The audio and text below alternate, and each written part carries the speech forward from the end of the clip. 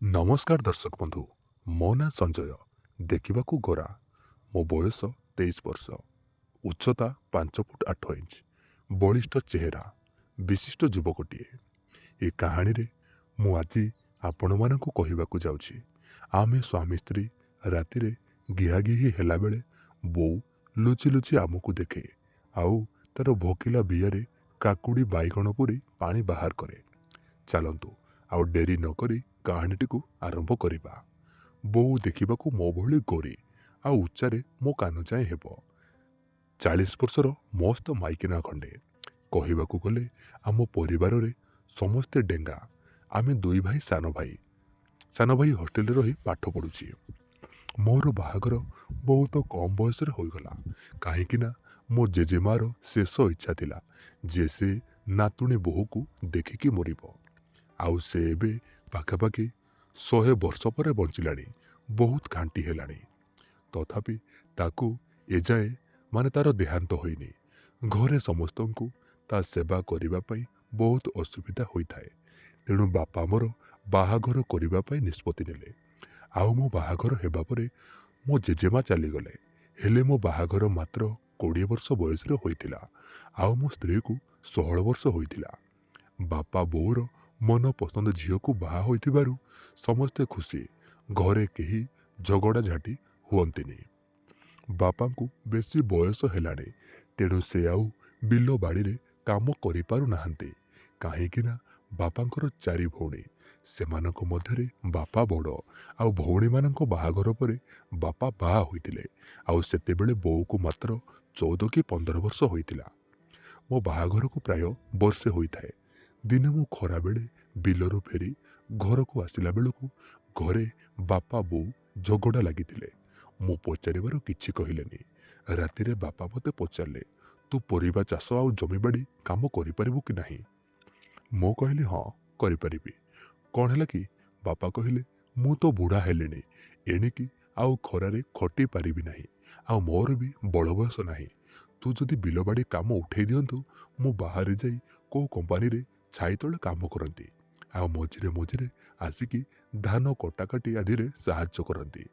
आउ घरे तो बोऊ अच्छी बोऊ आउ तू मिसिकी काम करिब। किछि दिन परे बापा बाहर को चलीगले। एई भली भावरे 2 मास बीतीगला।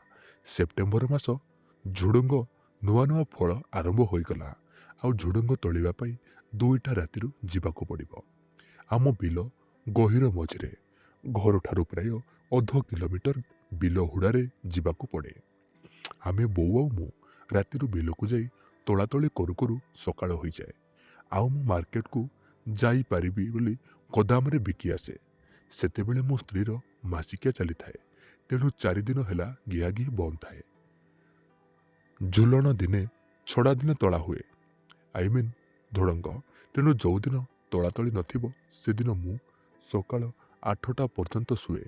ସେତେବେଳେ ମୋ ସ୍ତ୍ରୀ ଗାଧୋଇବାକୁ ଚାଲିଯାଏ। ମୁଁ ଗୋଟେ ଗାମୁଛା ପିନ୍ଧିକି ଚାଦର ଘୋଡ଼େଇ ହୋଇ ଶୋଇଥାଏ। ଆଉ ମୋର ବାଣ୍ଡ ପୁରା 90 ଡିଗ୍ରୀ ତାଳ ଗଛ ପରେ ଠିଆ ହୋଇଥାଏ ଆଉ ଚାଦରକୁ ତମ୍ବୁ ପରି ଟେକି ରଖିଥାଏ। ବୋଉ ମୋତେ ଆସି ଡାକିଲା ଆସ ବିଲକୁ ଯିବା ଡେରି ହେଉଛି କହି ଚାଦର କାଢ଼ି ନେଲା। ଆଉ ମୋର ଠିଆ ହୋଇଥିବା ମୁଷଳ ବାଣ୍ଡକୁ ଦେଖି ତାର ହୋସ ଉଡ଼ିଗଲା। ଆଉ ଟିକେ ହାତରେ ଧରିଲା ଆଉ ମୋତେ ପୁଣି ଘୋଡ଼େଇ ଦେଇକି ଚାଲିଗଲା। ସେତେବେଳେ ହଠାତ୍ ମୋର ନିଦଟା ଭାଙ୍ଗିଗଲା। ମୋତେ ଲାଗିଲା କେହି ଜଣେ ମୋର ବାଣ୍ଡକୁ ଧରିଥିଲା ହେଲେ ମୁଁ ଜାଣିନଥାଏ। ତାପରେ ମୋ ସ୍ତ୍ରୀ ଗାଧୋଇ ସାରି ଆସିବାରୁ ମୁଁ କହିଲି ମୋତେ କିଏ ଏବେ ଡାକୁଥିଲା। ସେ କହିଲା ବୋଉ ଡାକୁଥିଲେ। କ'ଣ ହେଲା କି? ମୁଁ କହିଲି ନା ଏମିତି ପଚାରିଲି। ତା ପରଠାରୁ ବୋଉର ହାବଭାବ ବଦଳିଗଲା। ବୋଉ ସବୁବେଳେ କଣେଇ କଣେଇ ମୋର ବାଣ୍ଡକୁ ଚାହୁଁଥିଲା।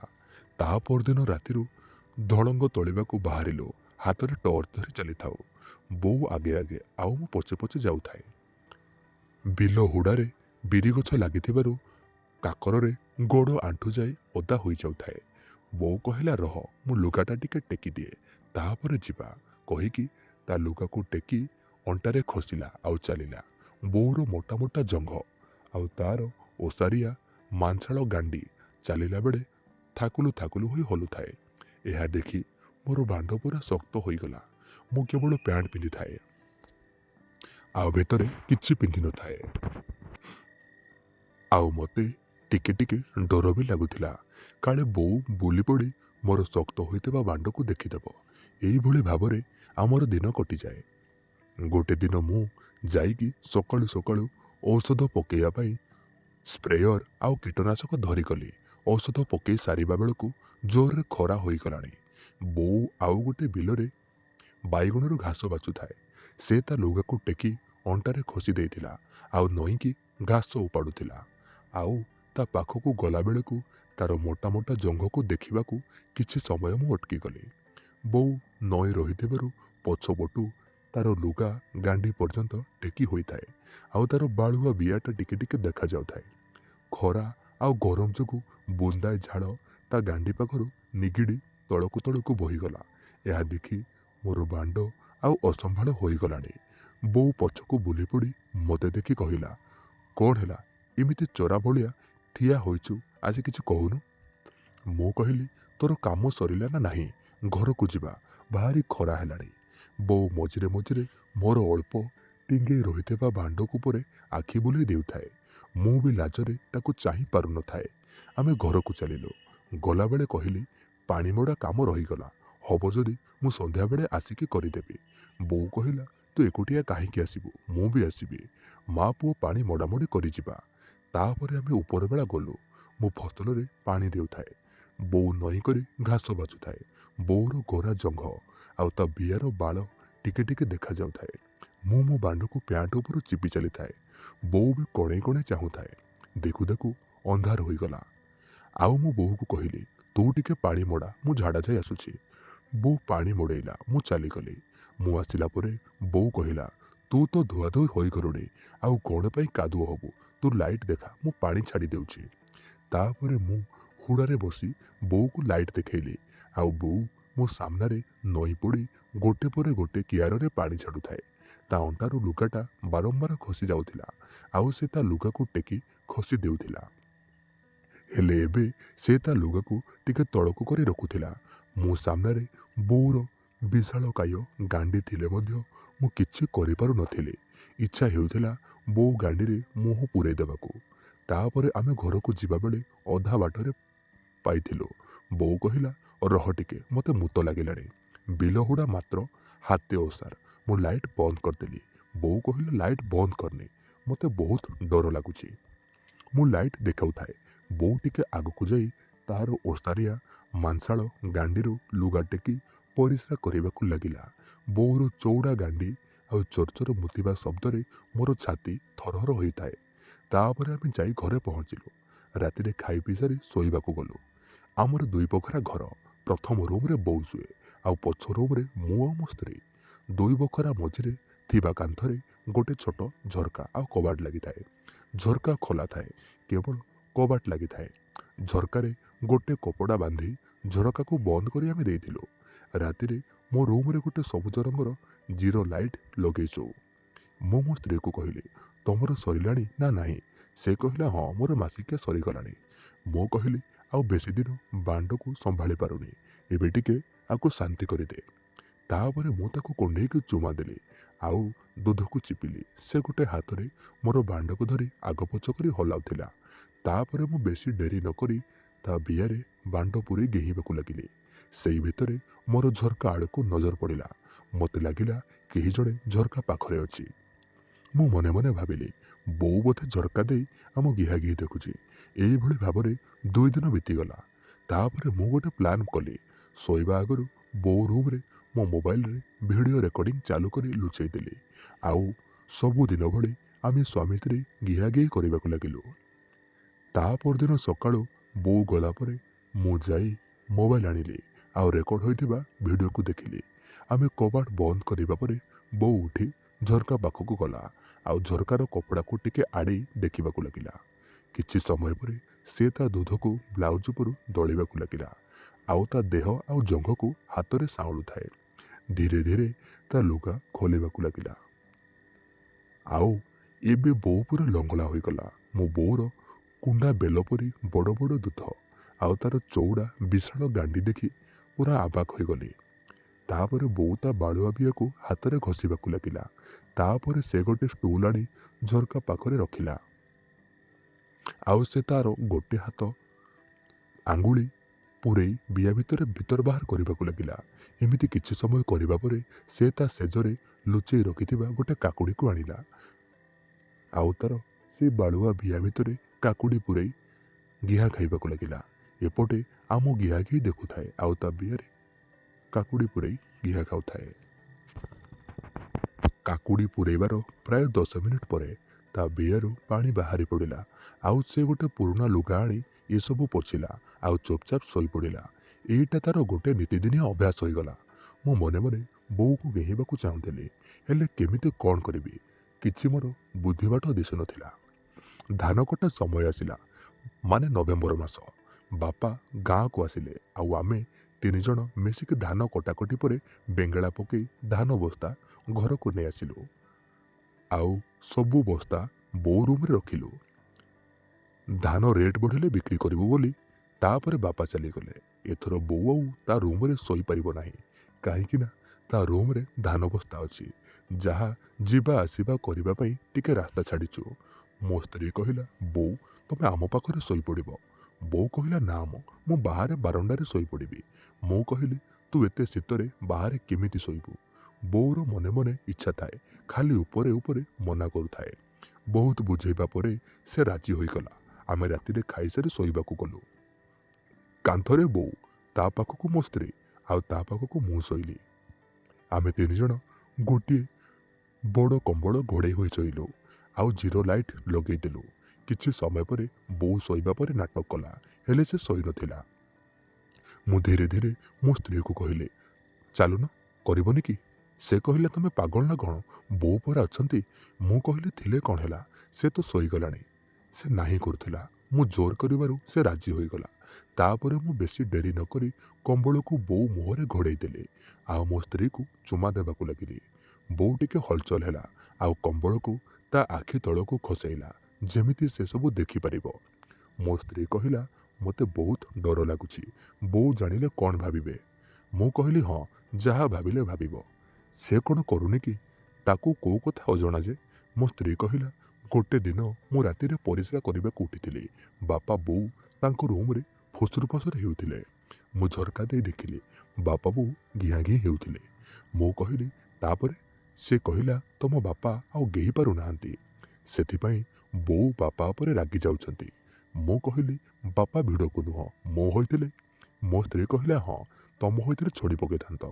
ମୁଁ କହିଲି, ବୋଉ ଯୋଉଭଳି ମାଲ ହୋଇଛି ନା, ତା ଗାଣ୍ଡିରେ ଘିଅନ୍ତି, ବିଆରୁ ପାଣି ବାହାରି ପଡ଼ନ୍ତା।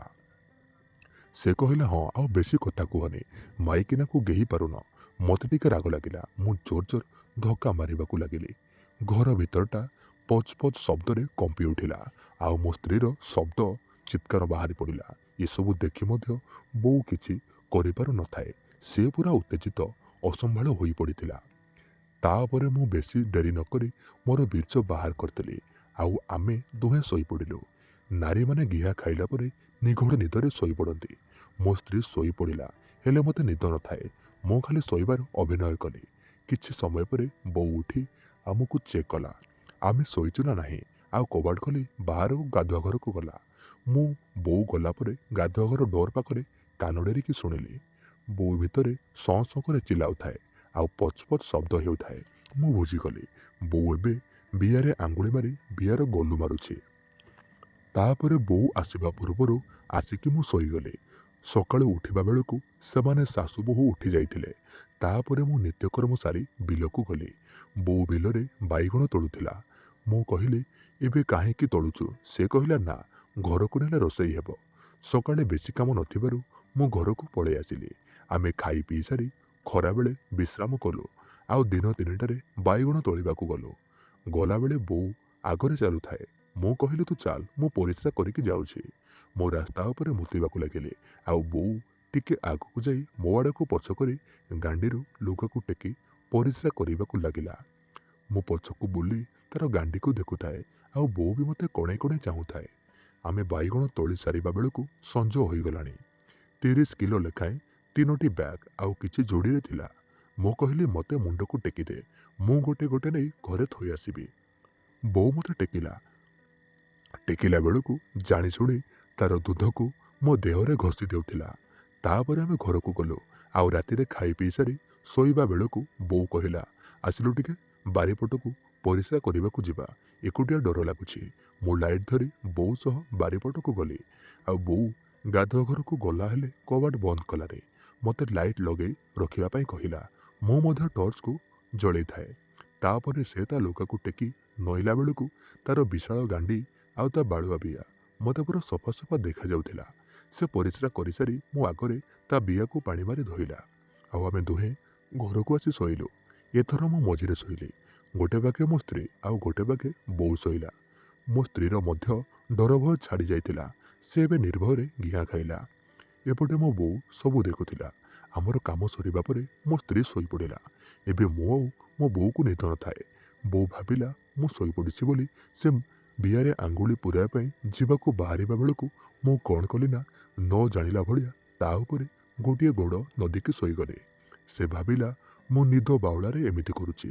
ମୋ ବାଣ୍ଡ ତ ଗାଣ୍ଡିରେ ଚାପି ହୋଇକି ରହିଥାଏ। ହେଲେ ବୋଉ କିଛି କହୁନଥାଏ। ମୁଁ ମନେ ମନେ ଭାବିଲି, ବୋଉ କିଛି କହୁନି ମାନେ ନିଶ୍ଚୟ ଗେହିବାକୁ ଦେବ। ହେଲେ ମୋ ସ୍ତ୍ରୀ ଥିବାରୁ ମୁଁ କିଛି କରିପାରିଲିନି।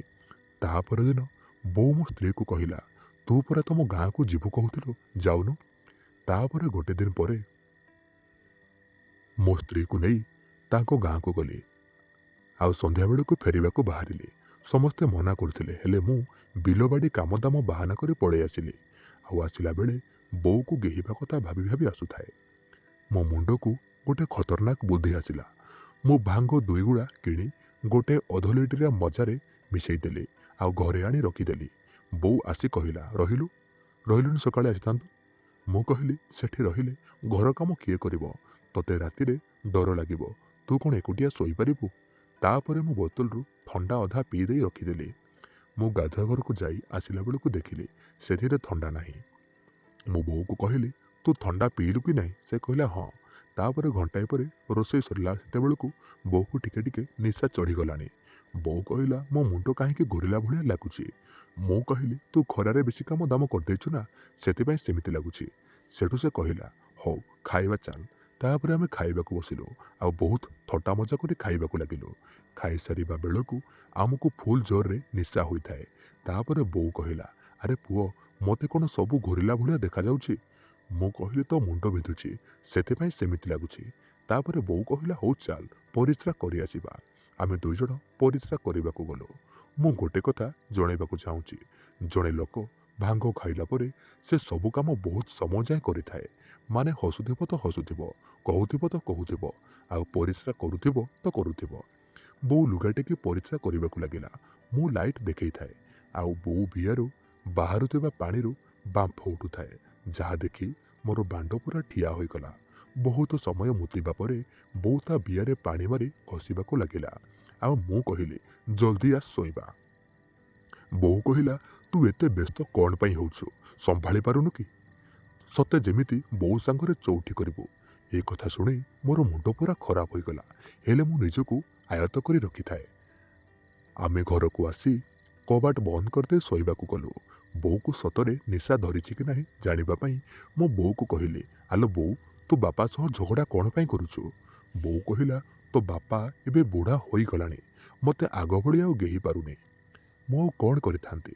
ସେତେବେଳକୁ ମୁଁ ଉପରକୁ ମୁହଁ କରି ଶୋଇଥାଏ ଆଉ ବୋଉ ମୋ ଉପରେ ଗୋଟେ ଗୋଡ଼ ଲଦିକି ଶୋଇଥାଏ। ତାପରେ ମୁଁ ବୋଉର ଜଙ୍ଘ ଆଉ ଗାଣ୍ଡିକୁ ହାତରେ ସାଉଁଳୁ ସାଉଁଳୁ କହିଲି, ତୁ ଚିନ୍ତା କରନି, ମୁଁ ତୋର ସବୁ ଭଲ ମନ୍ଦ ବୁଝିବି। ବୋଉ କହିଲା, ହଁ ଭଲ ଲାଗୁଛି ରେ, ସେମିତି କର। ମୁଁ ତାପରେ ମୋ ବୋଉକୁ ପଚାରିଲି, ଗୋଟେ କଥା ପଚାରିବି, ସତ କହିବୁ? ବୋଉ ହଁ କଲା। ମୁଁ କହିଲି, ବୋଉର ମୋର ଗିହାଗି ହେଲାବେଳେ ତୁ ଦେଖୁଛୁ ନା ନାହିଁ? ବୋଉ କହିଲା, ଦେଖୁଛି ଯେ, ହେଲେ ତୁ ତ ଲାଇଟ୍ ବନ୍ଦ କରି ଦେଉଛୁ, ଭଲରେ ଦେଖାଯାଉନି। ମୁଁ କହିଲି, ଏବେ ଆଉ ତୋତେ ଦେଖି ଦେଖି ତୋ ବିଆରେ କାକୁଡ଼ି ପୁରେଇବାକୁ ପଡ଼ିବନି। ତୋର ଯେତେବେଳେ ଇଚ୍ଛା ହେବ କହିବୁ, ମୁଁ ତୋତେ ଗେହିକି ପାଣି ବାହାର କରିଦେବି। ଏତିକି କହି ବୋଉକୁ ଚୁମା ଦେବାକୁ ଲାଗିଲି ଆଉ ବୋଉ ବି ମୋତେ ଚୁମା ଦେଲା। ଆଉ ବୋଉର କୋମଳ ଗୋଲାପୀ ଓଠରେ ମୋର ଜିଭକୁ ଭିତର ବାହାର କରି ବୋଉକୁ ମୁଁ ଗେହିବାକୁ ଲାଗିଲି। ବୋଉ ମଧ୍ୟ ମଜା ନେଉଥାଏ। ବୋଉ କହିଲା, ମୁଁ ଆଉ ସମ୍ଭାଳି ପାରିବିନି, ମୋ ବିଆଟା କେମିତି ହୋଇଯାଉଛି। ତାପରେ ମୁଁ ବୋଉର ଗୋଡ଼ ପାଖରେ ବସିଲି ଆଉ ବୋଉର 2 ଜଙ୍ଘକୁ ଟେକି ମେଲା କରି ବୋଉର ବାଳୁଆ ବିଆରେ ମୁହଁ ଘଷିବାକୁ ଲାଗିଲି। ଓଃ, କି ବାସ୍ନା ହେଉଥିଲା ବୋଉର ବିଆ ଆଉ ସୁଗନ୍ଧିତ ମାଦକ ରସ ବୋଉର ବାଳୁଆ ବିଆକୁ ଓଦା କରି ତଳକୁ ତଳକୁ ନିଗିଡ଼ି ଯାଉଥାଏ। ମୁଁ ତା ବିଆରୁ ନିଗିଡ଼ି ଯାଉଥିବା ଅମୃତକୁ ଚାଟି ଚାଟି ଖାଇବାକୁ ଲାଗିଲି। ବୋଉ ଜୋରରେ ଚିଲେଇ ଉଠିଲା ଆଉ କହୁଥାଏ, ଆଜି ଚାଟି ଚାଟି ପାଣି ବାହାର କରିଦେ, ଆଉ ମୋର ବହୁତ ଦିନରୁ ବିଆରେ ଲାଗିଥିବା ନିଆଁକୁ ଲିଭେଇ ଦେ। ମୁଁ ଜୋର ଜୋର କରି ବୋଉର ବିଆରେ ଜିଭ ପୂରେଇ ଚାଟିବାକୁ ଲାଗିଲି ଆଉ ବେଳେବେଳେ ତା ବିଆର ବାଳକୁ ଦାନ୍ତରେ କାମୁଡ଼ି ଟାଣି ଦେଉଥିଲି। ବୋଉ ଖାଲି ଚିଲେଇ ଉଠୁଥାଏ। ତାପରେ ବୋଉ ତା ବିଆରୁ ପିଚକାରି ମାରି ପାଣି ଛାଡ଼ିଲା ଆଉ ମୋ ମୁହଁରେ ସବୁ ପାଣିକୁ ସେ ସ୍ପ୍ରେ କରିଦେଲା। ତାପରେ ବୋଉ ଉଠି ମୋର ବାଣ୍ଡକୁ ପାଟିରେ ପୁରେଇ ଚୁଚୁମି ଚାଲିଲା ଆଉ ପୁରା ତଣ୍ଟି ଯାଏ ନେଉଥାଏ। ତାପରେ ବୋଉ ତାର ଗୋଡ଼ ମେଲେଇ ଶୋଇଗଲା ଆଉ ମୋ ବୋଉ ଉପରେ ହାମୁଡ଼ି ବାଣ୍ଡକୁ ତା ବିଆ ଭିତରେ ପୁରେଇଲି ଆଉ ଗେହିବାକୁ ଲାଗିଲି। ବୋଉ ଖାଲି ଚିଲେଇ ଉଠୁଥାଏ। ମୁଁ ଗେହି ଚାଲିଲି। ବୋଉ କହିଲା, ଆଉ ଟିକେ ଜୋରରେ ଘେଉନୁ। ମୁଁ ଆହୁରି ଜୋରରେ ଧକ୍କା ମାରି ଚାଲିଲି। ବୋଉର ବିଆରେ ଥରେ ପାଣି ବାହାରିଥିବାରୁ ଆଉ ବାକି ପାଣି ଟିକେ ଟିକେ ଓଦା ହୋଇ ବାହାରୁଥାଏ ଓ ମୋର ବାଣ୍ଡକୁ ଓଦା ହୋଇ ଯାଉଥାଏ। ବୋଉ ବିଆର ଗରମ ପାଣିରେ ଓଦା ହୋଇ ମୋର ବାଣ୍ଡ ଭୀମ ରୂପ ଧାରଣ କଲାଣି। ମୁଁ ଲଗାତାର 20 ମିନିଟ୍ ଗେହିବା ପରେ ମୋତେ ବିରକ୍ତ ଲାଗିଲା। ମୁଁ ଟିକେ ରହିଗଲି। ବୋଉ କହିଲା, ତୁ ଉଠ, ତୁ ଗେହି ପାରୁନୁ। ବୋଉ ମୋତେ ଶୁଆଇ ଦେଇ ମୋ ଉପରକୁ ଚଢ଼ିଗଲା ଆଉ ମୋର ବାଣ୍ଡକୁ ତା ବିଆ ଭିତରେ ପୁରେଇ ଗାଣ୍ଡି କଚାଡ଼ି କଚାଡ଼ି ଗିହା ଖାଇବାକୁ ଲାଗିଲା। ବୋଉ ତା ଗାଣ୍ଡିକୁ ଏତେ ଜୋରରେ ଛେଚୁଥିଲା ଯେ ମୋତେ ଦହଲେଇ ଦେଉଥିଲା। ମୋ ବୋଉର ତଳ ଉପର ହୋଇ ଡେଉଁଥିବା ଦୁଇଟିଯାକ ଦୁଧକୁ ଦୁଇ ହାତରେ ଧରି ଦଳି ମକଚି ଦେଉଥିଲି। ତାପରେ ମୁଁ ମୋ ଦୁଇ ହାତକୁ ନେଇ ବୋଉର ଦୁଇ ଫାଳିଆ ମାଂସାଳ ଗାଣ୍ଡିକୁ ଚିବୁଥିଲି। ବୋଉ ବି ଗାଣ୍ଡି ଛେଚି ଛେଚି ମଜା ନେଉଥିଲା। ତାପରେ ବୋଉ ମଧ୍ୟ ବିରକ୍ତି ହୋଇଗଲା ଆଉ ରହିଗଲା। ତାପରେ ମୁଁ ବୋଉକୁ କୁକୁର ଭଳି ଆଣ୍ଠେଇ ରହିବାକୁ କହିଲି। ବୋଉ କୁକୁର ଭଳିଆ ଆଣ୍ଠେଇ ରହିଲା। ମୋ ବୋଉର ପଛରେ ରହି ମୋର ବାଣ୍ଡକୁ ତା ବାଳୁଆ ବିଆରେ ପୁରେଇ ଗେହି ଚାଲିଲି ଆଉ ତା ଗାଣ୍ଡି କଣା ଉପରେ ଛେପ ପୁଳାଇ ପକେଇ ମୋର ଗୋଟିଏ ହାତର ବୁଢ଼ା ଆଙ୍ଗୁଳି ପୁରେଇ ରଖିଲି। ବୋଉ ଗାଣ୍ଡିରେ ଆଙ୍ଗୁଳି ପଶିବା ପରେ ବୋଉର ଗିହା ଖାଇବାର ମଜା ଅଧିକ ହୋଇଗଲା। ସେ ଗରମରେ ତା ଗାଣ୍ଡି କଣାରେ ମୋ ଆଙ୍ଗୁଳିକୁ କାମୁଡ଼ି ଧରିଥାଏ। ବୋଉ ଗାଣ୍ଡି ଭିତରଟା ଗରମକୁ ମୁଁ ମୋର ଆଙ୍ଗୁଳିରେ ଅନୁଭବ କରିପାରୁଥାଏ। ଏମିତି ପ୍ରାୟ ଘଣ୍ଟାଏ ଧରି ଜୋରଦାର ଗିହା ଗିହି ହେବା ପରେ ବୋଉର ପାଣି ବାହାରି ପଡ଼ିଲା ଆଉ କିଛି ସମୟ ଗେହିବା ପରେ ମୋର ବୀର୍ଯ୍ୟ ବାହାରିବା ବେଳକୁ ମୁଁ ମୋର ସବୁ ବୀର୍ଯ୍ୟକୁ ବୋଉର ଗାଣ୍ଡି ଉପରେ ପକେଇଦେଲି। ଆମେ ଦୁଇଜଣ ହାଲିଆ ହୋଇ ଶୋଇଗଲୁ। ସକାଳୁ ଉଠିବା ବେଳକୁ ଦିନ 8ଟା ବାଜିଲାଣି। ମୁଁ ଉଠି ଦେଖେ ତ ବୋଉ ଘରେ ନାହିଁ। ସେ ସକାଳୁ ଉଠି ବିଲକୁ ପଳେଇ ଯାଇଛି। ତାପରେ ମୁଁ ମଧ୍ୟ ବିଲକୁ ଗଲି। ସେଠାରେ ଯାଇ ଦେଖିଲି ବୋଉ କାମ କରୁଛି। ମୁଁ ତାକୁ କିଛି ନ କହି ମୋର କାମ ଆରମ୍ଭ କଲି। ଖରା ବେଳକୁ ବୋଉକୁ ଘରକୁ ଯିବା ପାଇଁ ଡାକିବାକୁ ଗଲି। ମୋ ବୋଉ ପାଖକୁ ଯାଇ ଦେଖିଲା ବେଳକୁ ବୋଉ ଫସଲରୁ ଘାସ ବାଛୁଛି। ସେ ତା ଲୁଗାକୁ ଟେକି ଅଣ୍ଟାରେ ଖସି ଦେଇଥିଲା। ମୁଁ ଦେଖିଲି ବୋଉ ବିଆରୁ ଟିକେ ଅଳ୍ପ ଲାଳ ବୋହି ବୋଉର ଗୋରା ଜଙ୍ଘ ଦେଇ ତା ଆଣ୍ଠୁ ଯାଇ ବୋହି ଯାଉଛି। ମୁଁ ଭାବିଲି ବୋଧେ ଝାଳ ହୋଇଥିବ, ହେଲେ ବୋଉ ସେଗୁଡ଼ା ପୋଛୁନି କ'ଣ ପାଇଁ? ମୁଁ ଚୁପଚାପ ତା ପଛକୁ ଯାଇ ବୋଉର ଜଙ୍ଘରେ ଲାଗିଥିବା ଲାଳକୁ ଜିଭରେ ଚାଟିଦେଲି। ବୋଉ ଟିକେ ଚମକି ପଡ଼ିଲା। ସେ ଭାବିଲା ଆଉ କିଏ ବୋଲି। ମୋତେ ଦେଖି ଟିକେ ହସିଦେଲା ଆଉ କହିଲା, ତୁ ଏମିତି କଲୁ ମୁଁ ଭାବିଲି ଆଉ କିଏ ପଳେଇ ଆସିଲା ବୋଲି। ତାପରେ ବୋଉ କହିଲା, ଏଇ ଦେଖୁନୁ, ଦିନ ସାରା ତୋ କଥା ଭାବି ଭାବି ମୋ ବିଆରୁ କେମିତି ଲାଳ ବୋହି ଯାଉଛି। ତୁ ଦେଖିବୁ ବୋଲି ମୁଁ ପୋଛିନି। ମୁଁ କହିଲି, ହଉ ମୁଁ ପୋଛି ଦେଉଛି। ଏତିକି କହି ବୋଉ ପଛରେ ବସି ପଡ଼ିଲି। ବୋଉ ସେମିତି ମୋ ଆଗରେ ତାର ଗାଣ୍ଡିକୁ ନଏଁକି ରଖିଥାଏ। ମୋ ବୋଉର ବିଶାଳ ଗାଣ୍ଡି ଭିତରେ ମୁହଁ ଲଗେଇ ତାର ବାଳୁଆ ବିଆକୁ ଚାଟିବାକୁ ଲାଗିଲେ। ବୋଉର ଚଉଡ଼ା ଗାଣ୍ଡି ଭିତରେ ମୋର ଗୋଟାକ ଯାକ ମୁହଁ ଲୁଚି ଯାଉଥିଲା। ତାପରେ ବୋଉ କହିଲା, ଆଉ ସମ୍ଭାଳି ହେଉନି, ଜଲ୍ଦି ଗେହି ଦେ, ଘରକୁ ଯିବା। ତାପରେ ମୁଁ ମୋର ବାଣ୍ଡକୁ ତା ବିଆରେ ପୁରେଇ ଗେହି ଚାଲିଲି। ପ୍ରାୟ 20 ମିନିଟ୍ ଗେହିବା ପରେ ବୋଉ ଆଉ ମୁଁ ଏକାବେଳେ ଝଡ଼ିଲୁ। ଆମେ ଘରକୁ ଆସି ଗାଧାପାଧା କରି ବିଶ୍ରାମ କଲୁ। ତାପରେ ଆମେ 3ଟା ବେଳକୁ ବିଲକୁ ଯିବାକୁ ପୁଣି ବାହାରିଲୁ। ଯିବା ବାଟରେ ମୁଁ ବୋଉକୁ କହିଲି, ବୋଉ, ତୋର ଯୋଉ ଭଳି ଗାଣ୍ଡି ରଖିଛୁ ଇଚ୍ଛା ହେଉଛି ତୋ ଗାଣ୍ଡିରେ ବାଣ୍ଡ ପୁରେଇ ଗେହିବା ପାଇଁ। ବୋଉ ମନା କଲା, କହିଲା କଷ୍ଟ ହେବ। ମୁଁ ଆଗରୁ କେବେ ଗାଣ୍ଡିରେ ଗିହା ଖାଇନି। ମୁଁ କହିଲି, ତୋତେ କଷ୍ଟ ହେବନି, ମୁଁ ଗୋଟେ ଆଇଡ଼ିଆ ରଖିଛି। ଆମେ ଘରକୁ ଫେରିଲା ବେଳକୁ ବିଲରୁ 2-3ଟା ଘି କୁଆଁରୀ ପତ୍ର ନେଇ ଆସିଲ ଆଉ ସବୁ ପତ୍ରରୁ ରସ ବାହାର କରି ଗ୍ରାଇଣ୍ଡରରେ ବାଟିଦେଲୁ। ଯାହାଫଳରେ ସବୁ ରସ ଚିକେନ ଭାବରେ ବାଟି ହୋଇଗଲା ଆଉ କିଛି ଛେଲା ରହିଲାନି। ଆଉ ସବୁ ଘି କୁଆଁରୀ ରସକୁ ଗୋଟେ ପାତ୍ରରେ ମୁଁ ରଖିଥାଏ। ରାତିରେ ଖାଇ ପିଇ ଶୋଇବାକୁ ଗଲୁ। ବୋଉକୁ କହିଲି ତୁ ଲୁଗାପଟା ଖୋଲି ଲଙ୍ଗଳା ହୋଇଯା। ସେ ଲଙ୍ଗଳା ହୋଇଗଲା ଆଉ ତାକୁ ଆଣ୍ଠେଇ କୁକୁର ଭଳି ରହିବାକୁ କହିଲି। ମୋ କଥା ମାନି ସେ ସେମିତି ରହିଲା। ଆଉ ମୁଁ ପାତ୍ରରେ ରଖିଥିବା ନାଳୁଆ ନାଳୁଆ ଘିକୁଆଁରୀ ରସକୁ ନେଇ ତା ଗାଣ୍ଡି ଆଉ ବିଆରେ ଲଗେଇ ହାତରେ ଘଷିବାକୁ ଲାଗିଲି।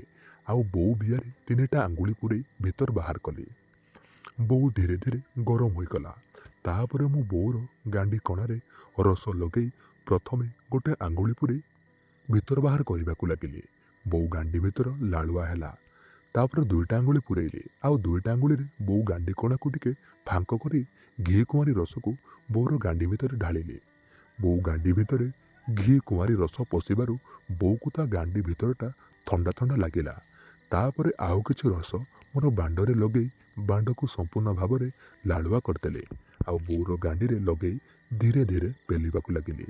ମୋର ଲାଳୁଆ ବାଣ୍ଡ ବୋଉର ନାଳୁଆ ଗାଣ୍ଡି ଭିତରକୁ ଧୀରେ ଧୀରେ ପଶିବାକୁ ଲାଗୁଥାଏ। ବାଣ୍ଡର ମୁଣ୍ଡି ତା ଗାଣ୍ଡିରେ ପଶିଲା ପରେ ବୋଉକୁ କଷ୍ଟ ହେଉଥିଲା। ବୋଉ ମନା କଲା ଭିତରେ ପୂରେଇବା ପାଇଁ। ହେଲେ ମୁଁ ତା କଥାକୁ ଭୁଲି ମୁଁ ମୋର ବାଣ୍ଡକୁ ବୋଉର ଗାଣ୍ଡି ଭିତରେ ପୂରେଇ ଦେଲି। ଏବେ ମୋର ବାଣ୍ଡ ତା ପୁରା ମୂଳ ପର୍ଯ୍ୟନ୍ତ ବୋଉର ଗହିରିଆ ଗାଣ୍ଡି ଭିତରେ ଗଳିଗଲା। ମୁଁ କିଛି ସମୟ ସେମିତି ବାଣ୍ଡକୁ ପୂରେଇ ରହିଲି। କିଛି ସମୟ ପରେ ବୋଉର କଷ୍ଟ ଥମିଗଲା ଆଉ ମୁଁ ବାଣ୍ଡକୁ ଆଗ ପଛ କରି ବୋଉର ଗାଣ୍ଡିରେ ଗେହିବାକୁ ଲାଗିଲି। ଏବେ ବୋଉକୁ ଧୀରେ ଧୀରେ ମଜା ଲାଗୁଥାଏ। ତାପରେ ମୁଁ ଧୀରେ ଧୀରେ ମୋର ସ୍ପିଡକୁ ବଢ଼େଇଲି। ବୋଉ କହିଲା ଆରେ ଗାଣ୍ଡିରେ ଘିଆ ଖାଇବାକୁ କେତେ ମଜା ଲାଗୁଛି ରେ। ବିଆରେ ଏତେ ମଜା ନାହିଁ ଯେତିକି ଗାଣ୍ଡିରେ ମଜା ଲାଗୁଛି। ବିଆରେ ଏତେ ମଜା ନାହିଁ। ମୁଁ ଏବେ ବୋଉର ମାଉଁସିଆ ଗାଣ୍ଡିରେ ଚାପୁଡ଼ା ମାରି ବୋଉର ଗାଣ୍ଡିରେ ଗେହିବାକୁ ଲାଗିଥାଏ। ମୋ ବାଣ୍ଡର ଧକ୍କାରେ ବୋଉର 2 ଫାଳ ମାଂସାଳିଆ ଗାଣ୍ଡି ଦୋହଲି ଯାଉଥାଏ। ବୋଉ ତାର ଗୋଟେ ହାତ ନେଇ ତା ବାଳୁଆ ବିଆରେ ଘଷୁଥାଏ। କିଛି ସମୟ ପରେ ମୁଁ ବୋଉର ଗାଣ୍ଡିରୁ ବାଣ୍ଡକୁ କାଢ଼ିଲି। କିଛି ସମୟ ପରେ ମୁଁ ବୋଉର ଗାଣ୍ଡିରୁ ବାଣ୍ଡକୁ କାଢ଼ିଲି। ହେଲେ ବୋଉର ଗାଣ୍ଡିଟା ମେଲା ହୋଇ ଭିତରଟା ଦେଖାଯାଉଥିଲା। ମୁଁ ପୁଣି ଗେହି ଚାଲିଲି। ବୋଉର ଗାଣ୍ଡିରେ ଘିଆ ଖାଇ ତା ବିଆରୁ ପାଣି ବାହାରି ପଡ଼ିଲା ଆଉ ମୁଁ ମୋର ସବୁ ବୀର୍ଯ୍ୟକୁ ବୋଉର ଗାଣ୍ଡି ଭିତରେ ପୂରେଇ ଦେଲି। ତାପରେ ବୋଉ ତା ଗାଣ୍ଡି ବୋଉର ଗାଣ୍ଡି ପୁରା ଦରଜ ହୋଇଗଲା ଆଉ ସେ 2 ଦିନ ଯାଏ ଗାଣ୍ଡି ମୋତେ ଦେଖେଇଲା ନାହିଁ। ତେଣୁ ମୁଁ ତାକୁ 2 ଦିନ ବିଶ୍ରାମ କରିବାକୁ ଦେଲି। ଏହାପରେ ମୁଁ ବୋଉକୁ ବିଲରେ ଗେହୁଥାଏ ଆଉ ରାତିରେ ମୋର ସ୍ତ୍ରୀକୁ। ଏଇଭଳି ମୁଁ 2ଟା ମାଇକିନାକୁ ସବୁଦିନ ଗେହି ମଜା ନେଉଥିଲି। ଆମେ 3 ଜଣ ବେଶ ଆନନ୍ଦରେ ସମୟ ଅତିବାହିତ କରୁଥିଲୁ। ଆଉ ଦିନେ ଏମିତି ହଠାତ୍ ଏମିତି କିଛି ଘଟିଲା ଯାହାଦ୍ୱାରା କି ଆପଣମାନେ କେବେ ବିଶ୍ୱାସ କରିନଥିବେ। ଆଗକୁ କ'ଣ ହେଲା ମୁଁ ଆପଣମାନଙ୍କୁ ନେକ୍ସଟ ଷ୍ଟୋରିରେ କହିବି, ପାର୍ଟ 2ରେ କହିବି। ପାର୍ଟ 2ରେ ମୁଁ ଆପଣମାନଙ୍କୁ କହିବି କେମିତି ବୋଉକୁ ଗେହିଲା ବେଳେ ମୋ ଶ୍ୱଶୁର ଦେଖିଥିଲେ। ଆଉ ତାପରେ ଆଗକୁ କ'ଣ ହେଲା ଜାଣିବା ପାଇଁ ପାର୍ଟ 2କୁ ଅପେକ୍ଷା କରନ୍ତୁ। ଦର୍ଶକ ବନ୍ଧୁ, ଏଇଠି ସମାପ୍ତ ହେଉଛି ଏ କାହାଣୀର ପାର୍ଟ 1। ପାର୍ଟ 2 ଆପଣମାନଙ୍କୁ ବହୁତ ଜଲ୍ଦି ଆମ ଚ୍ୟାନେଲରେ ମିଳିଯିବ।